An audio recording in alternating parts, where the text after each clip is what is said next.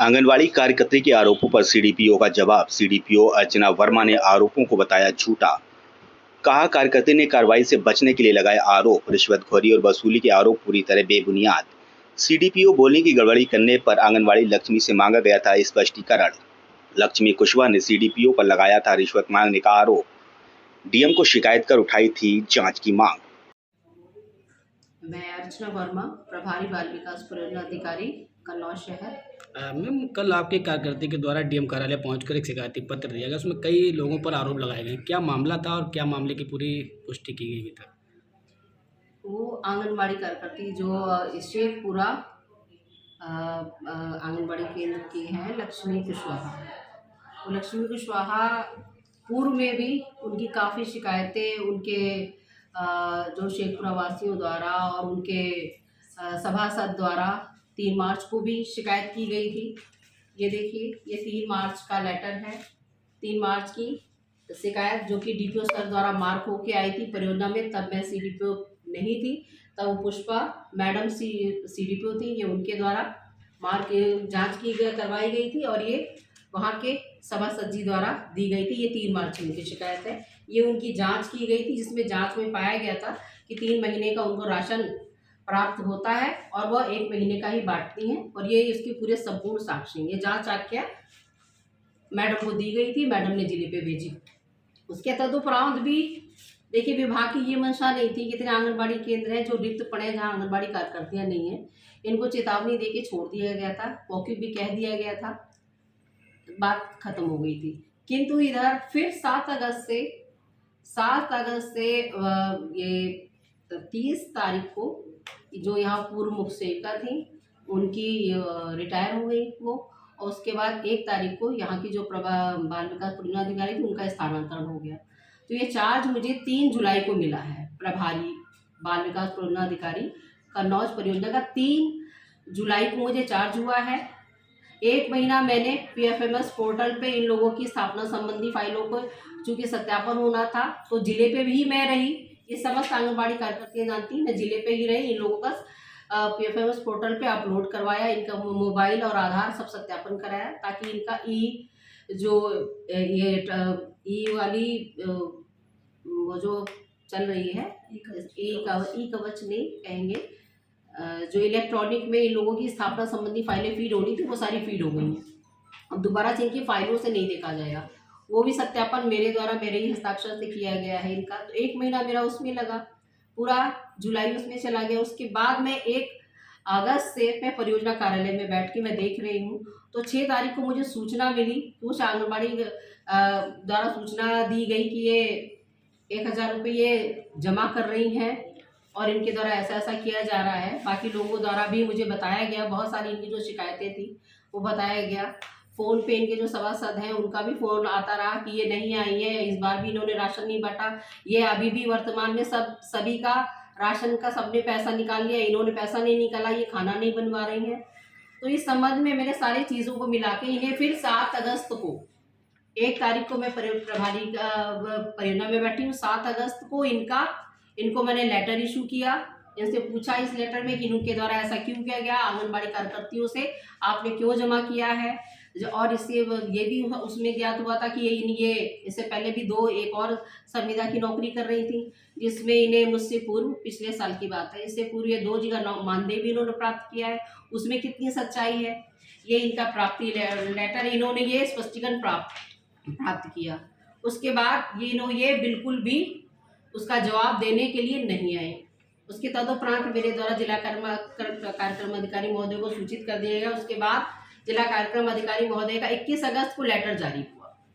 उन्होंने भी उसी मुद्दे पर इनसे पूछा कि आपने ऐसा क्यों किया, आप ऐसा क्यों कर रही हैं। जब इनसे पूछा गया, इन्होंने आज तक मुझे 7 अगस्त के बाद आज तक इन्होंने अपना पक्ष नहीं रखा, अपना जवाब नहीं दिया। तो ये इनकी गलती थी। मैंने इनको पर्सनली भी बुलाया, मैंने कहा आप आ जाइए, इसका जवाब दे दो, जो तुम लिख के दे दोगी मैं मान लूँगी, ये मेरी स्वेच्छा से, क्योंकि मैं नहीं चाहती कि मेरे एक केंद्र और रिक्त हो, उसका काम रिक्त केंद्र का काम कराना बड़ा मुश्किल है। क्योंकि एक पोषण ट्रैकर, एक ऑनलाइन मोबाइल पूरा चलाना पड़ता है, सारी सूचनाएं बननी पड़ती हैं। सामने का जैसे भी ये काम करती हैं, मैं आपके साथ चला लूँगी, आप काम कर लो किसी भी तरीके से, ये पूरा हो जाए। मैंने इनको कुछ भी नहीं कहा, ये आ जाती, लेकिन स्पष्टीकरण का जवाब इन्होंने मेरा भी नहीं दिया, डीपीओ सर का भी नहीं दिया। हमने कहा जो लिखना है, कह रही मैडम ये चीज़ ये है वो है। मैंने कहा आपको जो लिखना है आप लिखित में दे दो, इन्होंने नहीं दिया। उसके बाद इन्होंने बैठकों में ये आना इन्होंने बंद कर दिया। अभी जो मेरे क्षेत्र की बैठक है, ये लड़की है, ये खड़ी है, इसे 3-4 लड़कियां और इनसे पूछिए कि जब भी मीटिंगें होती हैं क्या ये आती हैं। पिछले 1 साल से इनके मैंने जांच की थी, तो मैंने इनसे रजिस्टर मांगे थे, इन्होंने मुझे सिंगल रजिस्टर नहीं दिखाया अपने केंद्र पर, और आज भी इनके पास एक भी रजिस्टर नहीं बना है इनके पिछले कार्यकाल से। ये बहुत गंभीर अपराध है, इतना गंभीर अपराध है आप सोच नहीं सकते। मेरी भी नौकरी है, कितना राशन आता है, ये किसको देती हैं, ये मुझे देखने का दायित्व है, मेरा है। ये मुझे बताना क्यों नहीं चाहती इस चीज़ की, ये क्यों मुझे स्पष्टीकरण में बता क्यों नहीं। मैंने पूछा राशन वितरण में इतनी अनियमितताएं क्यों हैं, इन्होंने कुछ नहीं बताया। जो आरोप ये लगा रही हैं ये क्या गलत है? ये पूर्णतः असत्य है, आप स्वयं समझ लीजिए। 7 अगस्त से पहले परियोजना में कोई भ्रष्टाचार नहीं था, सिर्फ 7 अगस्त को मैंने इनको स्पष्टीकरण दे दिया है इसलिए, और उसके बावजूद भी इन्होंने मुझे तो गंभीरता से लिया नहीं, क्योंकि मेरा बाद में उन्होंने जब डीपीओ सर ने इनको स्पष्टीकरण किस तारीख को दिया है, देखिए पड़ी है, तब इन्होंने मेरा और डीपीओ सर का नाम लेते हुए ये अभद्र भाषा में इन्होंने ऐसा वीडियो वायरल कर दिया। मैम उनका कहना है कि एक वीडियो जारी हुआ है जिसमें जो आपके द्वारा किसी आंगनबाड़ी कार्यकर्ता की वसूली की जाती है।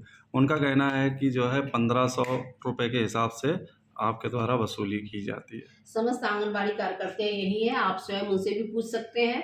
और वो वीडियो मेरे द्वारा भी देखा गया है, वो वीडियो मेरे कार्यालय का नहीं है और मेरे कार्यकाल का भी नहीं है। वह लड़की जो उसमें दिखाई दे रही है वो भी उपस्थित है, उसके द्वारा मुझे लिखित में दिया गया है कि ये 3 माह पूर्व का वीडियो है। वो किस चीज के पैसे थे?